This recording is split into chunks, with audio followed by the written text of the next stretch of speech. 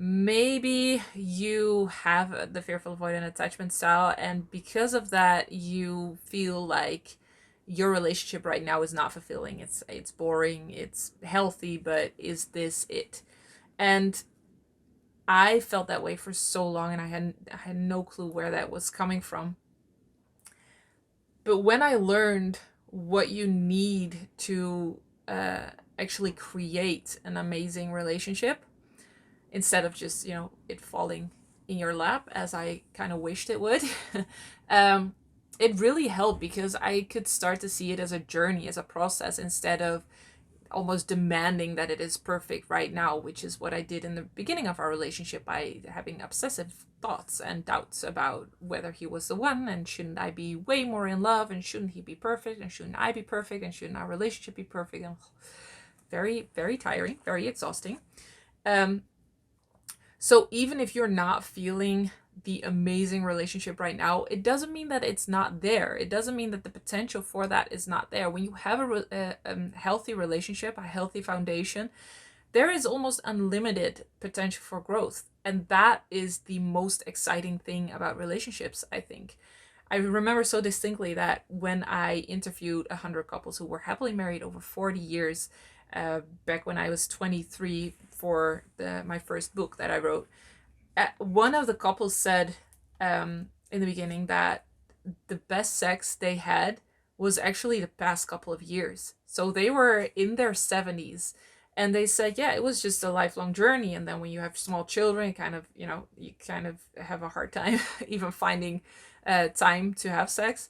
There's kind of like a dip in it. And then after that, we just started exploring each other more and more and more, and now we're having the best sex of our lives. And I was like, oh my god, is that possible? I always thought that you have the best sex at the beginning of your relationship, and then it just becomes less and less and less and less.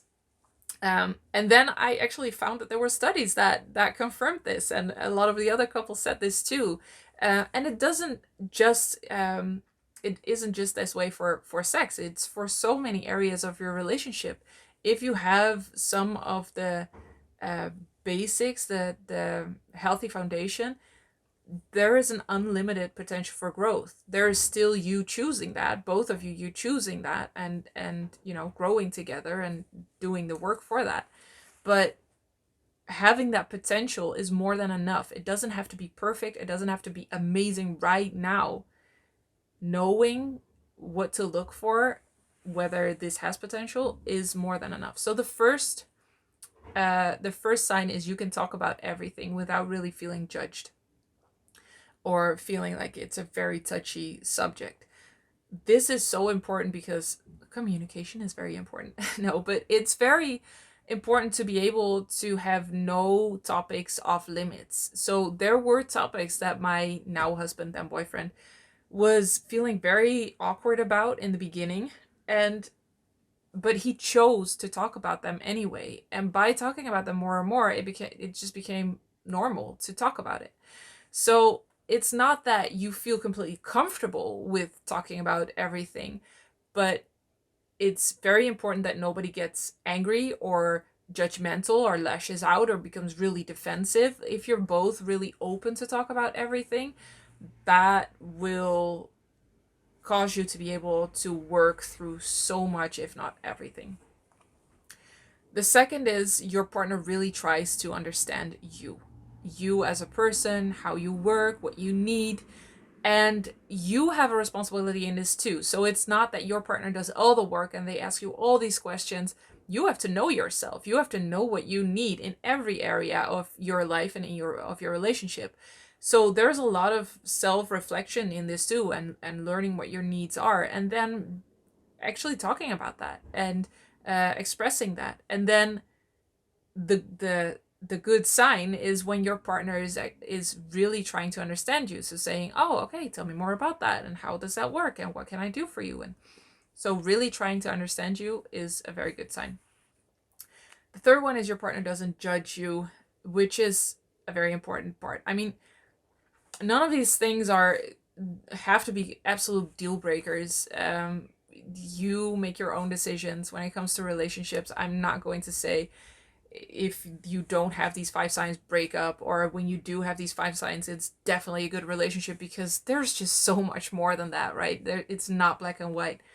But a partner who judges you makes it pretty hard to be yourself and to grow into yourself even more. So they will do that from their own insecurities, and you can empathize with that so much. But in the end, your partner and you have to learn to not judge each other, to create a safe space where everything can be talked about, where everything is allowed to be seen and be processed and worked through and held space for. So, yeah, when you have a partner that doesn't judge you, that is a very good thing. The fourth one is you can both be vulnerable, because vulnerability leads to intimacy, and intimacy leads to lifelong passion. And I think that's something we may all want. So I always thought that passion came from me looking up to my partner, or thinking they are exciting. I was looking for this in all the wrong places. And again, these couples that I interviewed told me that if you really want lifelong passion, you need deep intimacy. And I was like, what is even deep intimacy? And they said, to get that, you have to be completely vulnerable, be able to be completely vulnerable. So put your heart on the line, express your needs, even if they're scary, express your sexual fantasies, even if that's scary. I mean, just in every area of your relationship. And that's vulnerable, because you don't know if that need is going to be met or not, whether your partner is going to be able to meet that need and in what way. So just vulnerability and expressing how your partner may have hurt you in a vulnerable way is very important to keep being honest in a relationship, because honesty also leads to deep intimacy, and deep intimacy leads to lifelong passion, which is an amazing thing. And then the fifth one is you have a great friendship. And this was one that I did not expect at all. When I started dating my husband, he just felt like home. Like it was so easy, and his love was just so soft and warm. It still is. And I mistook that for friendship. So I thought, oh, we're just friends, because what I had thought I needed to look for was that, that passion, those really intense highs and lows, those intense feelings.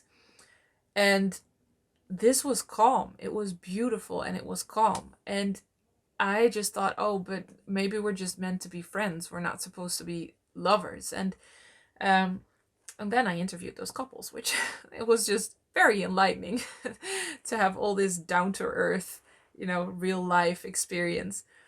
And so many of them said, oh, a happy marriage is 90%, 95% great friendship, and only 5 to 10%, the thing you're looking for, the passion, the sex, the sparks, or whatever. And that just completely flipped everything around. And I started seeing that friendship is actually the foundation, the basis which you build everything on. If your friendship is strong, then that is actually a great predictor for a long and happy marriage. Also backed by research and science by John Gottman, who has done so much research in this field. So a great friendship is definitely a very, very important part of a happy relationship. And opposed to what a lot of people think, there's so much you can work on when it comes to passion and sex. And a lot of people think that should be a given, that should come naturally, completely.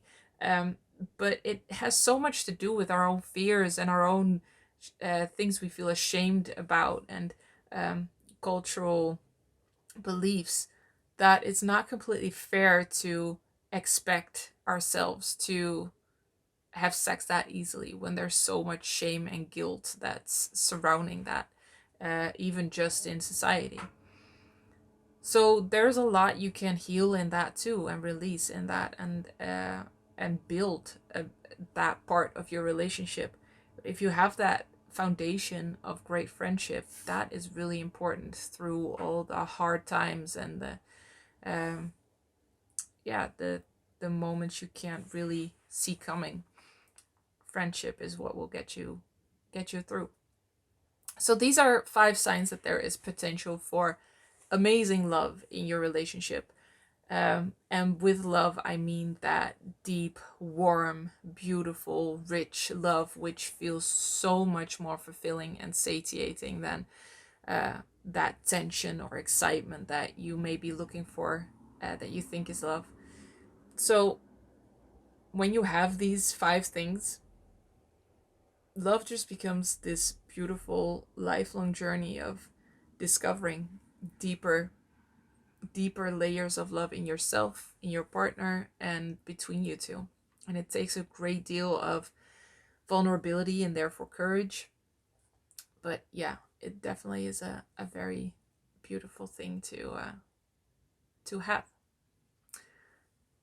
Please let me know in the comments below whether you recognize these or whether you have other signs that could contribute to amazing love. Let's learn from each other. Um, as always, I am so happy you are here, and I will see you in the next one.